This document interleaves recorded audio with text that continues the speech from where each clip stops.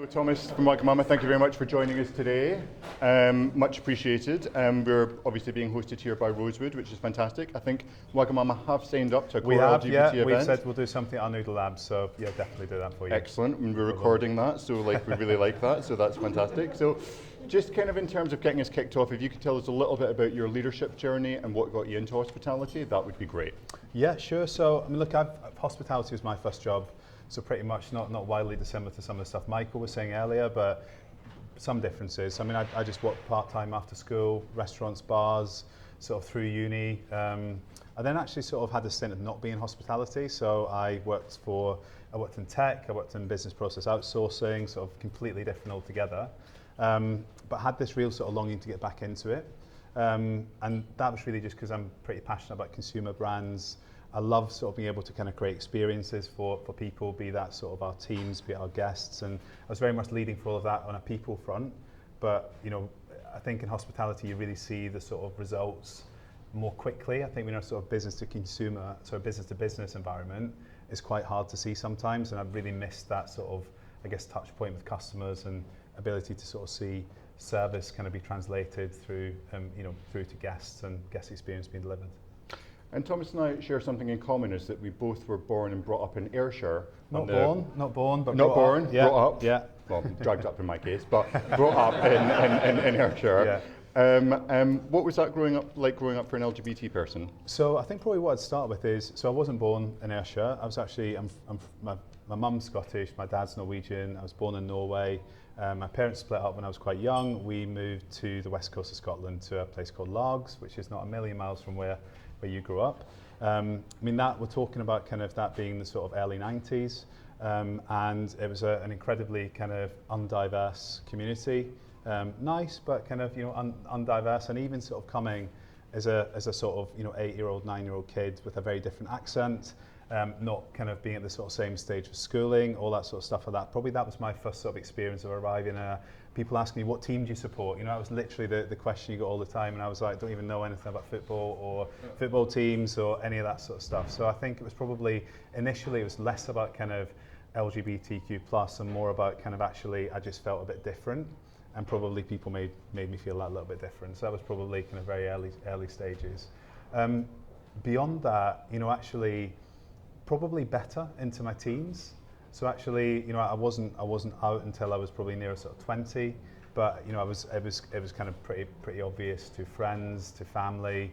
But yeah, I was kind of in a sort of community that kind of embraced me, that supported me, and kind of made me feel that I could achieve. So from that point of view, good. But I did have that initial experience, which was a bit of a sort of culture shock to the system. Moving to Scotland and doing that. I always sort of wonder, had I moved to London, that might have felt very different just because of the diversity that exists in London even at that time, or even potentially Glasgow or somewhere like that a little bit bigger. But it was being in that sort of small, 30,000 person population sort of town, and everything sort of centred around that was very concentrated. And do you go back there much now? Really, so most of my family have kind of moved. So I've got family in Australia, in Denmark, in Norway still. My mum lives on the south coast in Dorset, not so far from where actually I live as well. I go out for work. So we've got restaurants kind of across Scotland. So I love a trip to Glasgow, like kind of going up, like seeing people, but I see friends when I'm up there. But yeah, I don't go back kind of old home. I wouldn't even call it home anymore, to be honest. Nice. Yeah. So that's a good thing or bad thing, but it's what it is. It's what it is. In terms of getting into hospitality, what inspired you to get into hospitality, and why do you stay in it?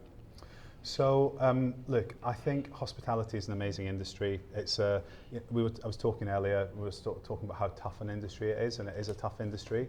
I think it's pretty, it's volatile. We're very much kind of, at the mercy of consumer behaviour. People have got money, people haven't got money. People are very kind of direct with their criticism or their challenge. So, you're in this sort of quite volatile, quite high profile kind of industry, but it's also incredibly rewarding. My background is people in HR originally, before I sort of stepped into my role that I'm in now. I think one of the things that really appealed about hospitality was the diversity. I love kind of having an employee group, a team of kind of people that kind of represents all parts of society. different ages, different backgrounds, all the rest of it. And that really appealed, kind of having that sort of proximity to that. And then what I said earlier, really, I think that hospitality is one of the few industries you can kind of take action, be it on sort of food development, be it on service proposition, be it on tech, and you can literally, probably in a couple of weeks or months later, see that in restaurants or in a hotel, whatever it is you're running, and see people engaging with it. Whereas I'd worked in other industries before where you'd actually make a change or you'd implement something, you'd kind of not really know whether it was making much difference or not always. So that, and I stay in it really because I think I'm massively, I love the brand that I work for. You know, I was very much attracted to, I knew of Wagamama, I was a big Wagamama fan beforehand, so it was a big sort of kudos moment for myself to kind of get there and to attain that. But it was a successful, and still is a successful business, but a business that kind of constantly strives to evolve, to change. We never stand still, so there's always a lot going on. I never get bored, you know, and I have an amazing team. And I love, you know, I was saying earlier as well, I was talking to somebody about the fact that I do try and be out as much as possible. We have events a couple of times through the year. We get everyone together, all of our general managers, our head chefs. We had a conference 2 weeks ago down in Brighton with the kind of whole company there pretty much. And knowing as many people and names and stuff like that really, really helps. And it kind of creates a sense of, I think, sort of accessibility. But equally, people can talk to me. I get kind of quite a lot of direct feedback. And I think the day that I stop doing that will be the day that I should probably give up. Yeah. And most people, I mean, working in recruitment, you kind of see that a lot of people who go into CEO positions normally come through operations or come through finance. You obviously came through HR, so how do you think that that's kind of changed you as a CEO, and what kind of impact does that make you have in the business? So I think probably firstly what I'd say is people always talk about this is quite an unusual route and all that sort of stuff like that. And I think I personally feel like I'm seeing a little bit more of it. You know, I think we're seeing others in other brands as well. You know, where we've got somebody who's kind of running Tesco in Ireland, for example, that's come through that route. The CEO of Greggs has come through that route, etc. So I think there's more and more people coming through that route. I guess what I would say is, and it's hard to say because everyone's different, but I guess for me, I've never really sort of stayed in my lane in my HR role. So, you know, I might have been the kind of, you know, the people director or the head of HR or the HR business partner, whatever title it was at the time. But I guess I was always kind of understood the workings of the business I was in. Took a real interest in it. Was always curious of, you know, what was going on, how did that happen, how does that come together, what makes or breaks our performance. And I think, but I've always done that sort of through a people lens. So it's kind of, I'm very much kind of people culture, but I understood that kind of wider context, if you like. And I think that's really what kind of has helped me, I guess, further my career outside of people. But equally, and I say this quite often as well, you know, I would never have been given the opportunity I've been given, I don't think, if I was working in financial services or if I was working in certain other industries. I think it helps that the brand that I lead is people-centric, culture-centric, brand-centric.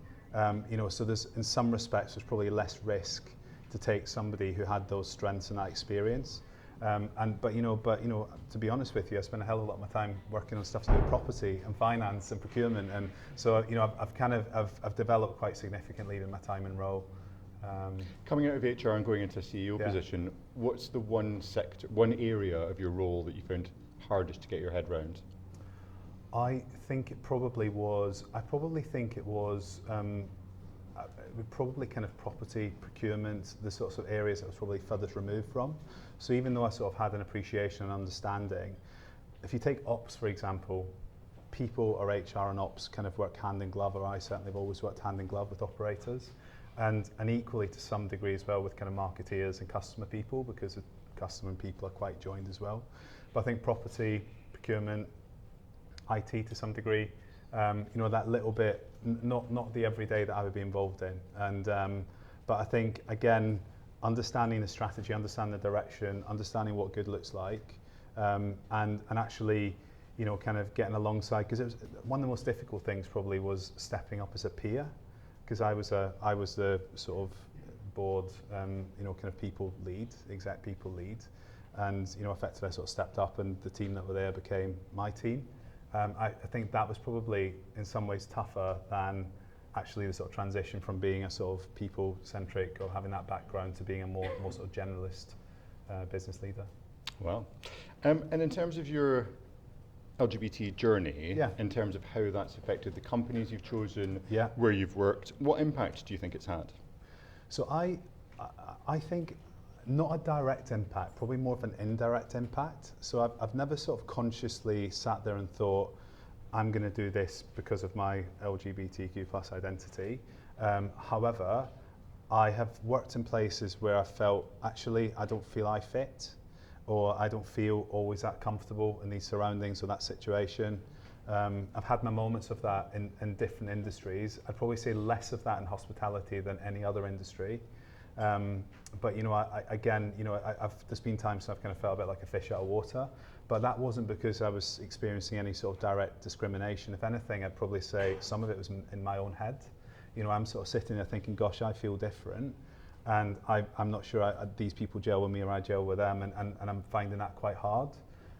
So I've had situations like that, and if anything, I probably, as a consequence, kind of more veered towards industries where I thought, actually, they're a bit more progressive from a people perspective. They're a bit more sort of advanced when it comes to kind of DEI, all that sort of stuff like that. I'd probably say I've indirectly kind of shifted myself in that direction, if that makes sense. Yeah, it does totally. But I think I do think a lot of it is, you know, one of the things is I do reflect on. I think a lot of that stuff. When I think back, I actually think, was that them? Was that me? And I think probably, do you know what? It was a bit of both. It was me, but equally it was environment. And I guess what I would say is I feel like as leaders, you know, whether you're a CEO, whether you're a general manager, you know, at a site level, or whether you work in the kind of people space, I feel like we have a responsibility to kind of create inclusive environments that don't make anybody feel, you know, whether it's LGBTQ or whether it's some sort of other aspects of DEI, or, you know, somebody feels a bit more marginalised or whatever. It's probably just creating that environment that feels kind of safe and open for anybody. And I think probably a couple of organisations I worked in were not great at that, but equally I didn't respond as well to it as I maybe could have either. Yeah. And I mean, Wagamama to me as a brand is one which has kind of like, you know, diversity and inclusion pretty much hardwired into everything that you do. And it's one of those things, it's almost kind of like a knee-jerk reaction that when you think about a brand which is accessible, which is accepting, which is all of those types of things, it's kind of there. You just looked at your comms person and going like, no, I didn't. We're on it. I didn't. The team are over there. All right, okay, fine. So it's like, job done. But it's like, but on that kind of side of things, when you are taking a brand like that and taking it internationally, like, you know, when you're going into the Middle East, when you're going into different markets, like what kind of challenges have you faced and how have you addressed those? So I think, look, I feel that kind of, particularly when you look at markets, we were talking about the Middle East earlier. I've got a real sort of firm belief that, you know, there are kind of 2 points of view, or there's probably more than 2 points of view, but you could take a point of view that actually, you know, and I'm going to use kind of the terms kind of racism or whatever. So if you know, it's almost let's put a sign on the door and say, if you are this way, please do not come into our premises because we want to safeguard our team from that. You could take that point of view.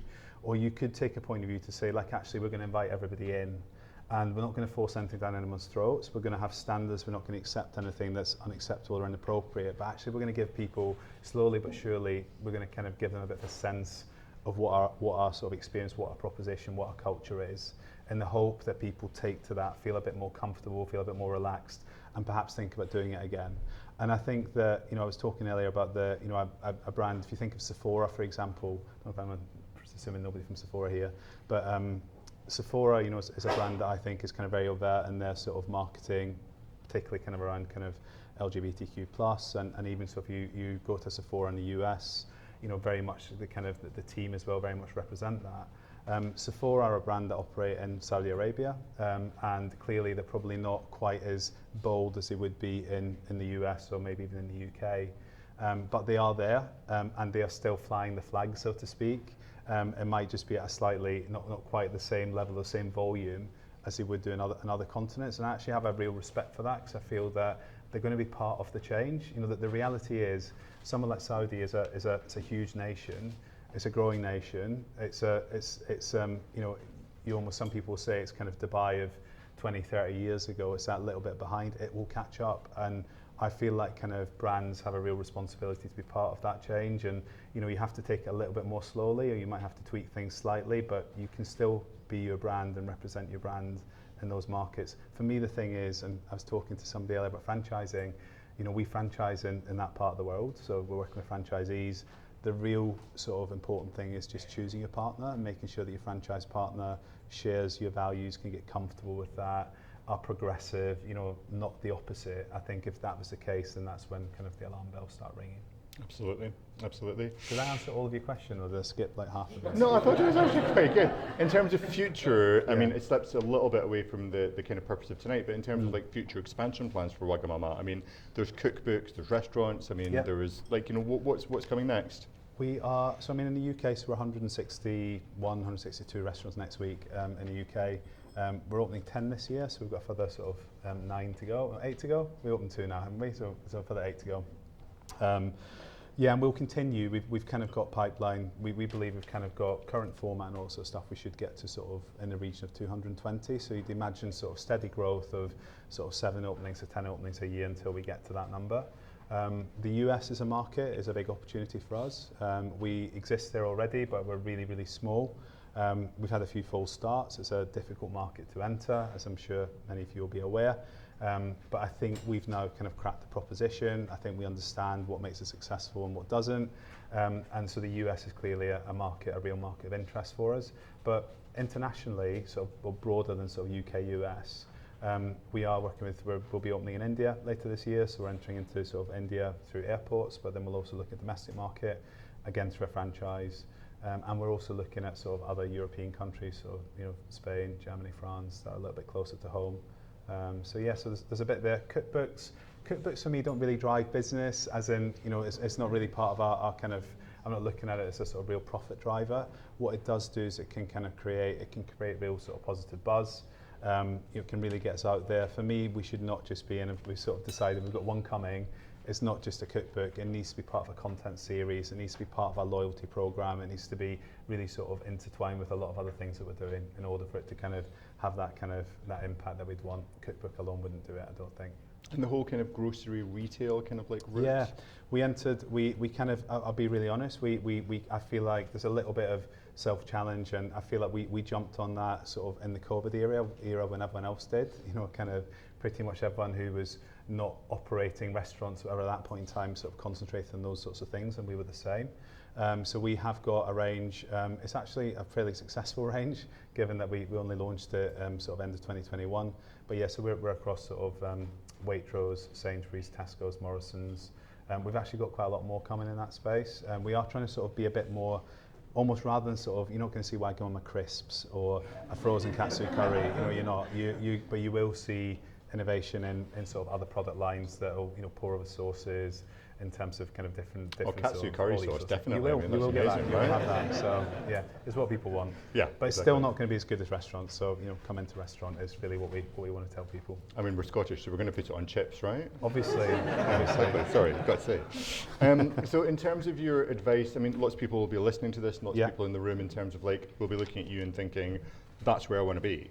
That's like, the job role that I would like to have at some stage. So what kind of like advice would you give to others in terms of like, how to get to where you are? So I think probably kind of, I'd almost kind of say generally, and I'd probably also kind of talk a little bit through like an LGBTQ sort of lens as well. I think just generally for me, that thing around, I call it sort of not staying in your own lane. But I think that bit of kind of always whatever business you work in and whatever they do, you've kind of got to understand how it all hangs together operationally or technically, and how that business makes money. And whether you're working in the people space or you're working in the marketing space or you're kind of in finance, you need to know that. So I think that, and people you'd be surprised at how many people I find even sometimes in our business who don't know that. And I feel like we've all got a responsibility as part of onboarding, particularly more senior people, to help them understand that, because I think that helps them do their jobs better, but it also allows people to think a bit more broadly and challenge a bit more broadly. So I think that's probably, that would be kind of a major thing for me. I guess the other thing for me as well is, and this is maybe a bit more sort of from an LGBTQ perspective, but I kind of feel as well that, you've always got to be, I think you've got to get to the point where you're comfortable with, you've got to be comfortable with yourself. You might not always be comfortable in the environment that you're operating in. And sometimes you kind of have to accept that, but you have to have that confidence in yourself, and that your gut feel is probably right. You might struggle to express it, there might be times when somebody challenges you, or you kind of go away thinking, shit, I didn't really get across what I wanted to get across. But having that kind of confidence, actually, do you know what, I was right, or that hunch I had was right, and actually my concern I had has come to fruition, or whatever. It's almost building that kind of inner actual sort of sense that, you know, you've got it. I think there's a little bit as well around, you know, just being kind of flexible and adaptable. And, you know, we were joking earlier about the Scottish accents, and, you know, I've literally, I feel like I've lived everywhere in the UK. Not literally, but I've lived in Birmingham, I've lived in Manchester, I've lived lived between Bournemouth and London at the moment. I've lived in Scotland, yeah, I've lived in Newcastle, you know, so I've moved around a lot. I've travelled quite a bit kind of for work internationally. I've kind of followed the opportunity, I guess. And I think nowadays with kind of agile working and stuff, that's actually even easier in some respects.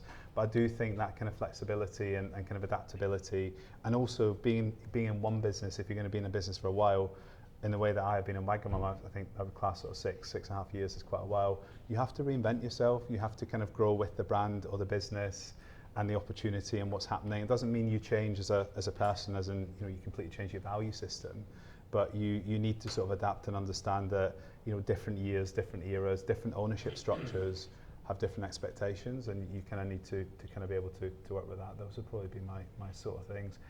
I guess, sorry, one more, just reflecting on it. I think that probably at times, coming back to the kind of one or two examples where I maybe didn't feel kind of as confident or didn't feel kind of fitted in that environment, I do think it is, you need to sort of rise above it. It's quite easy to go into kind of negative headspace on that and almost be a bit like, I'm the victim, they've done this, that's happened, and it's just not healthy. Now that might be partially true to some degree, but there is a little bit of, I don't know if people are familiar with that theory of kind of above the line and below the line being all the negative thoughts and the kind of, you know, stuff that isn't particularly constructive, and above the line being, come on, okay, let's see this for what it is. Let's accept that, put that down to a bad experience, not going to have too many hang-ups about it, just going to kind of draw a line, learn from it, might not do the same again, but going to move forwards. I think that would be my advice. Absolutely. I think people call that suck it up, don't they? But, you know. Well, I didn't want to be as rough as that, but there is a little bit sometimes, you know, your outcomes are not always, you know, it's not a perfect world, and I don't think it ever will be. And I think that it is about kind of how you navigate it, rather than kind of, you know, spending too much time focusing on what's not worked. In terms of your support system that you've kind of got around you, like in this big role, etc., moving up into that position, as you kind of mentioned, have you got mentors? What have you kind of got around you to assist? Do you know what? I've got a couple. If I'm being really honest, I've got to say that my best support system is my team. And, you know, sometimes I'll get kind of challenge and feedback, and people will say, gosh, you're really close to your team, and do you give them enough challenge? Does that mean you're challenging them enough? Does that mean that you guys are kind of, you know, are you too close? And, you know, I always kind of push back on it, because we do have those challenging conversations, and I think our results speak for that, and, you know, various kind of, you know, chops and changes and stuff that have happened. But I think having that team that you have real sort of trust and confidence in, and you can actually really use as confidence in different things, whatever the sort of nature of the support is, I think is incredibly important. But look, there's also a bit of, I travel quite a lot. I said to you earlier that I sort of tend to spend most time in London, but actually have a home life down in Dorset. And, you know, you can kind of, it's quite easy to get, oh my God, I've been away X number of nights, I've not seen my partner, I've not seen my family, you do need to kind of, I take that time out quite a lot as well, and just actually a bit of kind of downtime, a bit of me time, a bit of reconnecting time, and that actually is incredibly helpful for my headspace and just getting some perspective on things.